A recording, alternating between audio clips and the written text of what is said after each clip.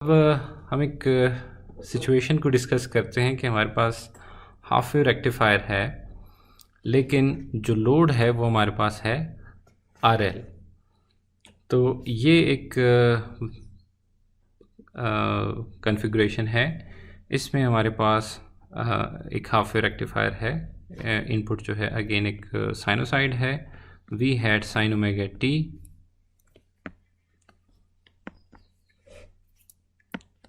ये है V hat sine omega t, और आउटपुट जो है उस पर हमारे पास एक लोड है जिसमें इंडक्टर रेजिस्टर आपको नज़र आ रहा है, इस वजह से इसको नाम दे रहे हैं हम RL लोड का। ओके, अब RL को मैं अगर थोड़ा सा एक्सप्लेन कर दूं तो इंडक्टर जो है इसको अगर आप ट्रूली मॉडल करना चाहते हैं तो एक तो इसकी इंडक्टेंस है, लेकिन इसके साथ इसकी जो सीरीज़ रेजिस्टेंस है, जिसे हम पैरासिटिक रेजिस्टेंस इसको कह सकते हैं, ESR इक्विवेलेंट सीरीज़ रेजिस्टेंस, तो ये मिलके हमारे पास एक RL बन जाता है। तो इवन अगर आप इसको वर्ड यूज़ करते हैं, अगर इसके लिए आप वर्ड यूज़ करते हैं inductive load, that is fine. Okay, inductive load. लेकिन अगर आप कहते हैं कि क्योंकि प्योर तो नहीं हो सकता, लेकिन still if someone says purely inductive, then it means only inductor. इसमें कोई जो है रेजिस्टेंस काउंट नहीं होगी फिर। ठीक है, अगर आप किसी एजम्पशन में ये वर्ड यूज़ करना चाहते हैं कि प्योरली इंडक्टिव, तो इसका मतलब ये है कि आप इसमें जो इक्विवेलेंट सीरीज़ रेजिस्टेंस है उसको नहीं काउंट करना चाह रहे हैं। ओके, तो अब हम अगर इसको एनालाइज करना चाहें कि सर्किट का बिहेवियर क्या होगा, तो इसको हम इस डिफरेंशियल इक्वेशन से कर सकते हैं। और ये सिंपली है हमारे पास voltage across the inductor plus voltage across the resistor, and that is equals to the source voltage। और ये कब होता है? जब when D is on, जब डायोड हमारे पास ऑन होगा या क्लोज स्विच होगा, तो ये हमारे पास डिफरेंशियल इक्वेशन बनती है इस सर्किट की। और जब डायोड ओपन है तो ऑफ कोर्स कोई करंट फ्लो नहीं करेगा, क्योंकि only diode is the path जिसमें से करंट फ्लो करना है। तो हमारे लिए सिर्फ यही एक पार्ट है कि जब डायोड ऑन हो तो करंट का रिस्पांस क्या है, करंट फ्लो जो है वो किस तरह से होता है। ओके, तो अब अगर इस डिफरेंशियल इक्वेशन को हम समझें तो हमारे पास क्योंकि एक नॉन होमोजीनियस है, तो हमारे पास इस करंट के दो पार्ट्स होंगे। एक इसका नेचुरल रिस्पांस होगा, या जिसे हम होमोजीनियस पार्ट कह सकते हैं, और एक इसका फोर्स्ड रिस्पांस होगा।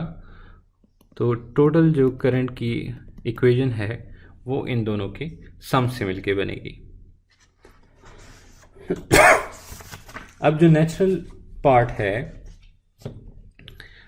या होमोजीनियस पार्ट जो है वो सिंपली हमारे पास इक्वेशन 2, तो जो होमोजीनियस पार्ट है वो हमारे पास सिंपली आता है bye substituting LdI/dt plus IR equal 0। ये हमारे पास होमोजीनियस सोल्यूशन जो है इससे आता है, और इसके साथ मैं n लगा देता हूँ ताकि, तो इसको अगर हम सिंपली सॉल्व करते हैं तो it's di/dt equals to minus R/L times IN। और फिर अगर इसको इंटीग्रेट करते हैं we will get IN of t equals to some unknown constant e to the negative R/L times t। तो ये हमारे पास एक इक्वेशन आ जाएगी नेचुरल रिस्पांस की, लेट मी कॉल इट 3।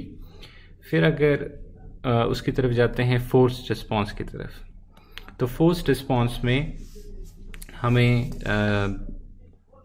जो साइनोसाइड है इसकी वजह से जो पार्ट आ रहा है, मतलब ये फोर्सिंग फंक्शन जो है हमारे पास है वो है we had sine of omega t, तो इसकी वजह से जो करंट कंट्रीब्यूट हो रहा है तो वो हम सिंपली फाइंड कर सकते हैं कि आई एफ ऑफ टी जो है वो हमारे पास होगा v had over z sine of omega t minus some angle फी।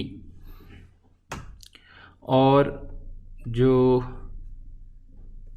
इसको मैं नंबर 4 कह देता हूँ, इसमें हमारे पास जो z है वो सिंपली है under root R square plus omega L square, और जो फी है वो हमारे पास है tangent inverse omega L over R. Okay, तो अगर हम इन चीज़ों को एक साथ रख दें तो हमें मिल जाएगा i of t. I of t में ये हमारे पास है फोर्स्ड रिस्पॉन्स, ये हमारे पास है नेचुरल रिस्पॉन्स, तो इनको अगर हम सम कर दें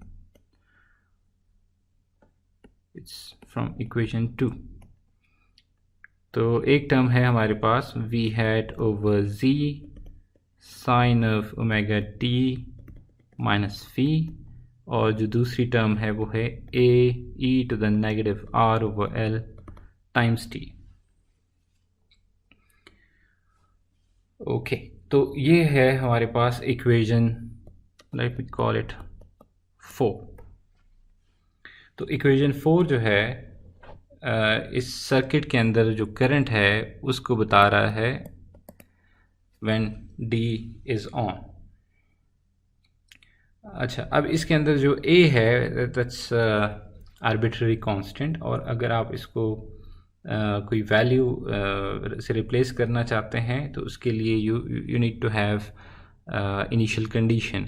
तो इनिशियल कंडीशन के करंट इनिशियली हमारे पास है 0 जब डायोड ऑफ होगा, डायोड जो है ऑफ, फिर उसके बाद होता है डायोड ऑन। तो अगर डायोड ऑफ हुआ है दैट मीन्स कि करंट इनिशियली 0 था, और ऑन होने के बाद जो है उसमें से करंट फ्लो करेगा।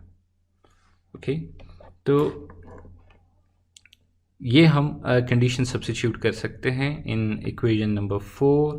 तो इक्वेशन नंबर 4 में यूजिंग इनिशियल कंडीशन, इसमें मैं लिख देता हूँ यूजिंग इनिशियल कंडीशन, तो I at 0 equals 0 and V hat over Z sin of omega t। so omega के साथ जो t है क्योंकि t 0 है will be left with minus phi, and उसके बाद हमारे पास आ जाएगा plus a e to the 0, क्योंकि उसके साथ वहाँ पे भी t है, तो हमने जहाँ पे t है उसको 0 से रिप्लेस कर देना है। ओके, तो अगर हम a को एक साइड पे रखें और ये जो दूसरी टर्म है, ये जो पूरी टर्म है, इसको दूसरी साइड पे मूव कर दें, we will get a equals to v had over z sine of phi. तो ये हमारे पास a की जो वैल्यू है फ्रॉम दैट इनिशियल कंडीशन आ गई है, और अब अगर हम इसको फाइनल कोई वैल्यू देना, कोई करंट की इक्वेशन निकालना चाहें, so i of t is v had over z, ये हम इसमें से कॉमन ले सकते हैं अब, and we have sine of omega t minus phi, and फिर उसके बाद है हमारे पास plus sine of phi e to the negative r over l into t। तो ये एक्सप्रेशन हमारे पास आ गई है करंट की जब हमारे पास RL सर्किट हो। ओके, तो हमारे पास जो इक्वेशन आई है करंट की, that's we had over z sine of omega t minus angle phi plus sine of phi e to the negative r over l times t। ये इक्वेशन हमने यहाँ पे वो लिख ली है, रिप्रोड्यूस कर दी है, जो कि इस स्लाइड के ऊपर डिराइव हुई। ओके, अब इस इक्वेशन के अंदर जो इसमें जो करंट हमें मिलता है उसको हमने यहाँ पे प्लॉट किया है कि जैसे ही हमारे पास वोल्टेज पॉजिटिव हो जाती है एट t इक्वल्स टू 0, हमारे पास Vs जो है वो हो जाता है पॉजिटिव, जो कि डायोड में से करंट को इन्फोर्स करता है, और उसकी वजह से ये जो इक्वेशन है ये ट्रू हो जाती है, क्योंकि डायोड टर्न्स ऑन।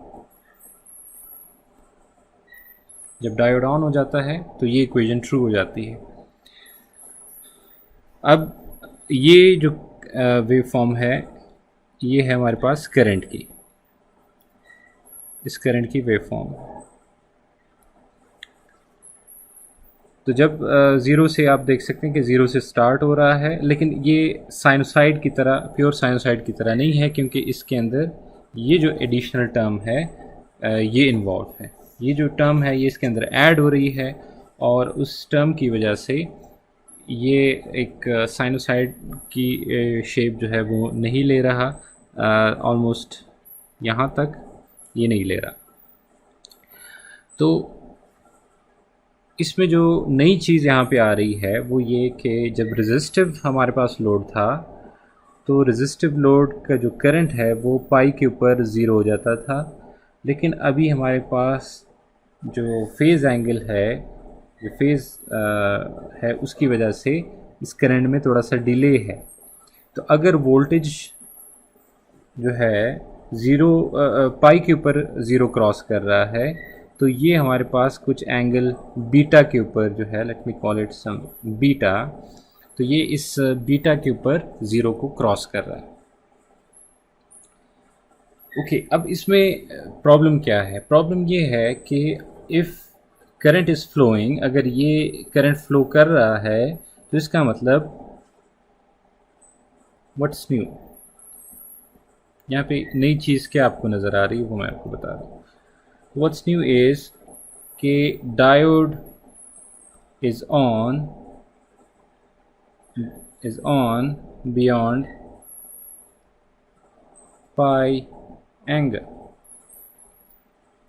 कि डायोड जो है वो पाई के बाद भी ऑन है, क्योंकि करंट जो है उसने ज़ीरो को नहीं क्रॉस किया। तो जब तक करंट फ्लो कर रहा है तो डायोड इज़ ऑन, और जब तक डायोड ऑन है इसका मतलब V naught is equals to Vs। तो अब हो ये रहा है कि पाई के ऊपर वो Vs जो है वो ज़ीरो को क्रॉस कर लेता है, और उसके बाद जो है वो नेगेटिव हो जाता है, और ये नेगेटिव पोर्शन जो है ये भी आउटपुट पे आएगा। लेकिन जैसे ही ये करंट ज़ीरो हो जाएगा, डायोड का करंट है जब ज़ीरो हो जाएगा तब डायोड ऑफ हो जाएगा, और फिर आउटपुट पे वोल्टेज आना बंद हो जाएगी, उधर आएगा ज़ीरो। इसी तरह नेक्स्ट साइकिल में फिर से जब Vs पॉजिटिव होगा तो हमारे पास क्योंकि V नॉट भी पॉजिटिव होगा तो करंट जो है वो फिर से फ्लो करना शुरू करेगी स्टार्टिंग फ्रॉम ज़ीरो, और ये जाएगा बियॉन्ड 3 पाई, और फिर जो है इसी तरह से ये जो नेगेटिव पार्ट है ये आउटपुट पे आना शुरू हो जाएगा। ओके, अब ये जो नेगेटिव पार्ट है इससे प्रॉब्लम क्या है? इससे क्या इज़ इट गुड और इज़ इट बैड? इसको अगर हम समझें तो जो आउटपुट की जो एवरेज वैल्यू है, सबसे पहले उसको अगर हम समझें तो आउटपुट की जो एवरेज वैल्यू है वो हम अब यूँ फाइंड कर सकते हैं कि starting from its 1/2 pi, starting from 0 and it's up to this pi plus beta, और इवन अगर मैं इसको सिर्फ बीटा कह दूँ तो it's better, मतलब इसको अगर मैं पूरे एंगल को मैं बीटा कह देता हूँ, and it's v hat sine of omega t d omega t.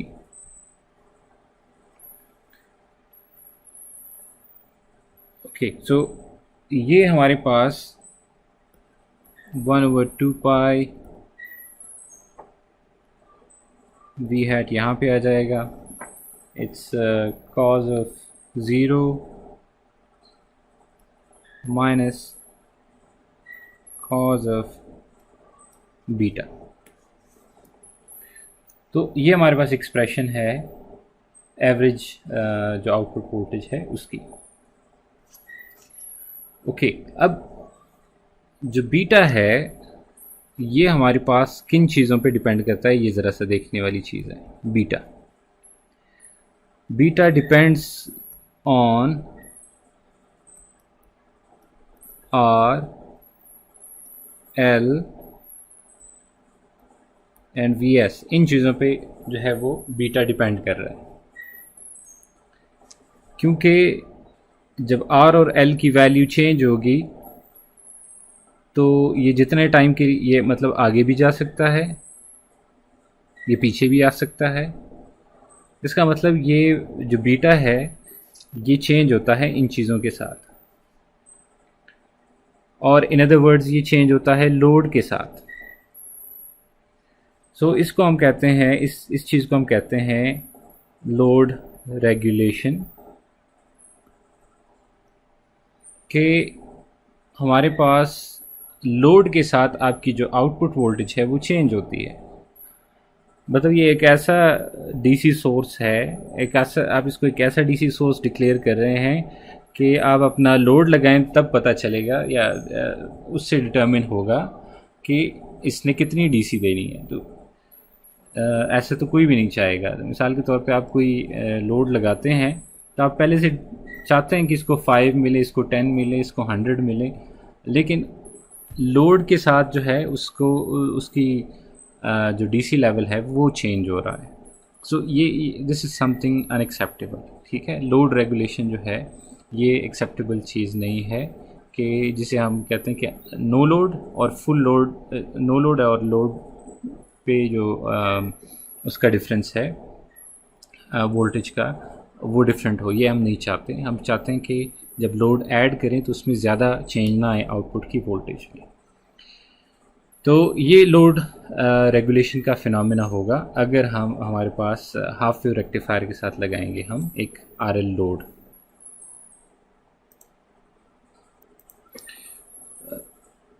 तो ये हमारे पास जो करंट है, यहाँ पे आउटपुट करंट भी बताया गया है।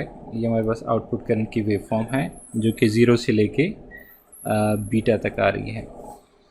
अब जब डायोड कंडक्ट कर रहा है तो अगेन उसी प्रोसीजर को फॉलो करेंगे। वहाँ पे हमारे पास है 0 हमारे पास आ रहा है जब डायोड कंडक्ट कर रहा है, और जब डायोड नहीं कंडक्ट कर रहा तब हमारे पास है, यहाँ पे है VD इक्वल्स टू 0, क्योंकि डायोड कंडक्ट कर रहा है VD इक्वल्स टू 0। और जब डायोड नहीं कंडक्ट कर रहा तब हमारे पास होता है VD इक्वल्स टू VS। तो सोर्स वोल्टेज जो है ये हमने अक्रॉस दी डायोड आनी है, लेकिन कहाँ से आनी है? जहाँ पे बंद हो जाएगी कंडक्शन। तो ये जो पोर्शन है सिर्फ ये हमने लेके आना है यहाँ पे। तो VD इक्वल्स टू VS, लेकिन सिर्फ इस रीजन में है, इस वजह से यहाँ से ये आपको जंप नज़र आ रहा है।